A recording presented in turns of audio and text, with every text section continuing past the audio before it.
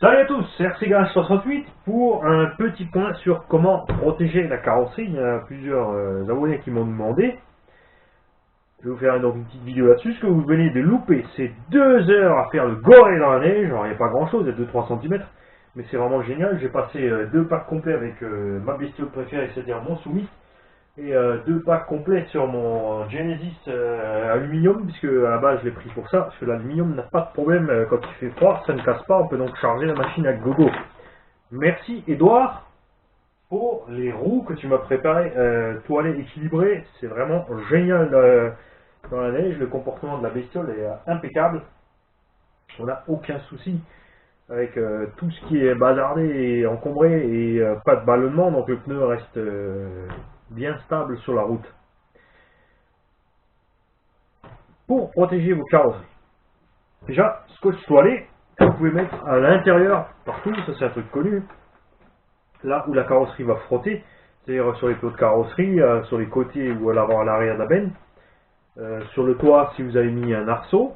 Ensuite, vous pouvez mettre soit une mousse autocollante, soit de la bande en caoutchouc. Ça, c'est la fripouille qui me l'a ramené. C'est une bande en caoutchouc de à peu près 1,5 mm d'épaisseur. Ça peut se coller tranquillement avec de la colle néoprène, de la colle pour le caoutchouc. Donc ça protège déjà la carrosserie de tout. Quand vous subissez des chocs, ça va forcément presser dessus. Donc ça empêchera déjà la carrosserie d'être endommagée à l'intérieur par les éléments du véhicule. Parce que sur certains véhicules, la carrosserie, quand elle se déforme beaucoup, par exemple, va heurter l'arrière des tourelles de suspension. Donc les vis de suspension qui dépassent, ça va perforer l'arrière, etc., etc. Ensuite, pour protéger l'extérieur de la carrosserie, donc avec cette petite bande de caoutchouc par exemple, vous pouvez aussi donc faire des petits patins carrés ou ronds pour mettre sur vos supports de carreaux en dessous et au-dessus. Si les supports de carreaux le permettent, c'est pas évident avec tous les supports, ils sont pas tous réglables pardon, à tout bout de champ. Pour ça, il y a des plaques de Lexan, ça c'est du 0,75, 1 mm.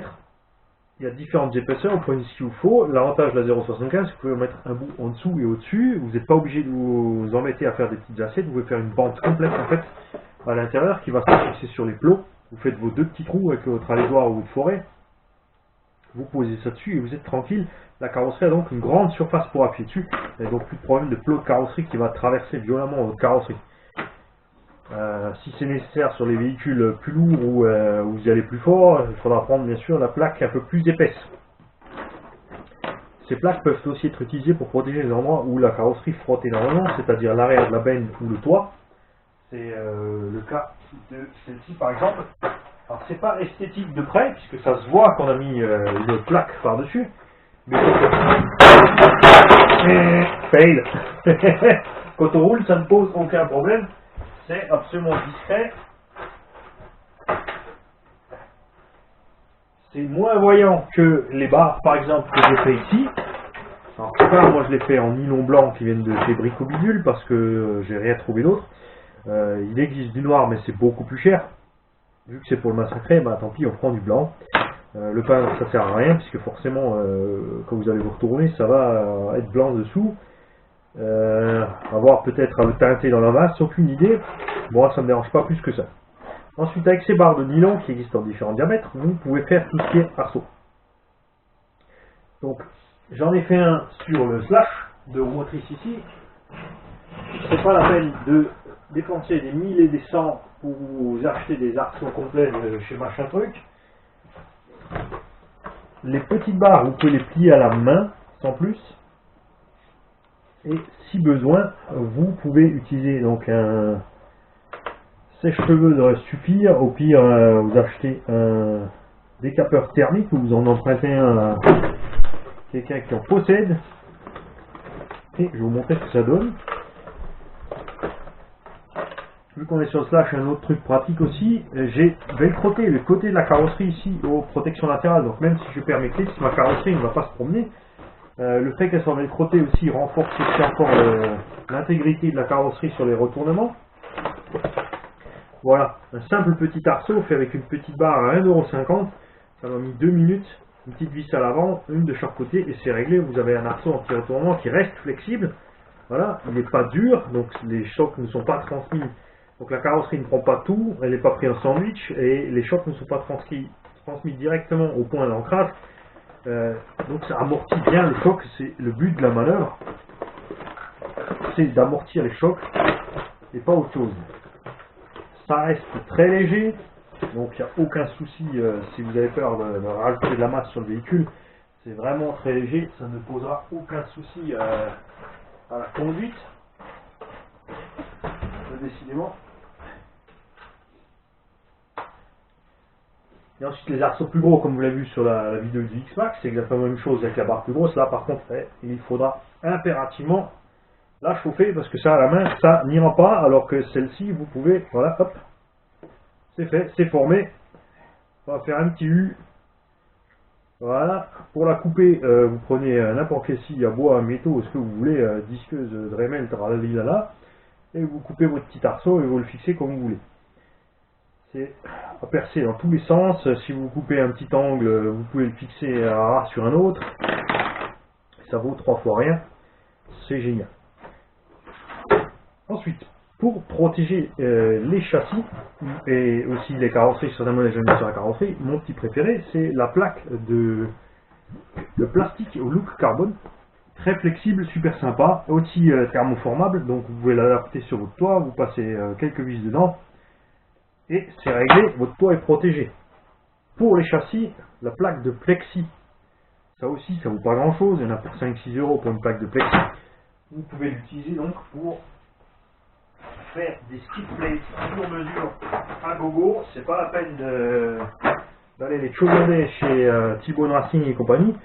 Un petit skid plate devant, un petit skid plate derrière. Comme c'est de l'ABS, c'est relativement mou quand même, donc quand vous prenez des grosses gamelles, ça va bien absorber le choc et empêcher donc de défoncer votre châssis. Voilà, je crois que j'ai fait le tour, pas grand chose à dire, bien sûr, toujours fixer les clips à la carreau, donc il y a 36 000 méthodes, vous prenez soit du fil de fer, si vous prenez du fil de fer, il faut l'entrer de façon souple à la carrosserie. Si j'ai pris une petite languette en plastique, ça évite, si je reste accroché violemment à mon fil de fer, bien sûr, d'arracher, de faire un trou dans ma carrosserie, c'est la languette en plastique qui va se déchirer, et mon cordon complet sera donc posé quelque part, où je suis resté accroché. Vous pouvez passer des petits fils de fer dans la carreau, comme je l'ai fait sur le Slash. Vous pouvez passer, bien sûr, il y a les pastilles en nylon, que fait par exemple Arma ou Thunder Tiger. Ce que je reproche à ces pastilles en nylon, bah là, ça y est, elles sont déjà plus sûres. Les pastilles en nylon sont relativement grosses, un trou plus gros dans la carreau, et ce qui finit par se passer, c'est que le plot de carrosserie traverse tout le gros trou, et que la rondelle en caoutchouc fout le camp, ou que sur les retournements, tout simplement, cette bande en caoutchouc se déchire très facilement comparé à du fil de fer ou du fil électrique très fin. Ce qui est donc beaucoup plus sympa que les grosses languettes fluo ou les risants qu'on fixe sur les clips avec le bout de durite thermique, puisqu'il finit quand même dans la nature, il faut quand même aller chercher, même s'il se voit un peu mieux. Les clips fixés à la carreau, ça se barre pas. Les marques qui le font actuellement n'ont absolument rien innové. Ça fait plus de 20 ans que les modélistes font ce genre de choses eux-mêmes. Voilà, si vous avez des questions, des trucs, des types, des astuces, certains par exemple m'ont parlé de plastidip aussi. Ils ont plastidipé toute la carrosserie à l'intérieur pour la protéger. Bien sûr, c'est pas quelqu'un en compétition qui va faire ça parce que ça pèse. Après, sur un monster truck, c'est vrai que ça n'a pas de grosse importance. Le fait que la carrosserie soit caoutchoutée à l'intérieur lui évite de se déchirer. On a par exemple ici une déchirure qui s'est faite par grand froid, vraiment une grosse gamelle dans un arbre. J'ai déchiré ma carreau. Là, pour la réparer, je vais essayer. Je vous dirai ce que ça donne dans une autre vidéo. La Bodyfix de chez Eddy. Alors j'avais déjà des colles analogues. J'étais pas plus content que ça, donc je vais voir ce que ça donne ici, et sinon je ferai à ma manière, c'est-à-dire comme je fais souvent sur les autres modèles. Je prends ma petite plaque de Lexa en 0,75 mm, j'en mets à l'intérieur, je mets quelques vis proprement sur le pourtour, et ma carreau est à nouveau renforcée, puisqu'on ne cherche pas ici à gagner un premier prix d'esthétique, mais à avoir des carrosseries durables. Le fait d'avoir protégé cette carrosserie comme ça, lui a permis de tenir plus de 2 ans maintenant. Tout ce qu'elle a mangé, c'est une fissure et un petit trou à l'arrière. Pour un véhicule qui, vous l'avez vu, c'est le Yokohama Permité qui a hérité de cette carrosserie. Parce qu'au départ elle était sur un de mes scènes, avec lequel je fais des sauts, je prends pas mal de gamelles, j'y vais pas mollo, pourtant elle est toujours entière cette carrosserie.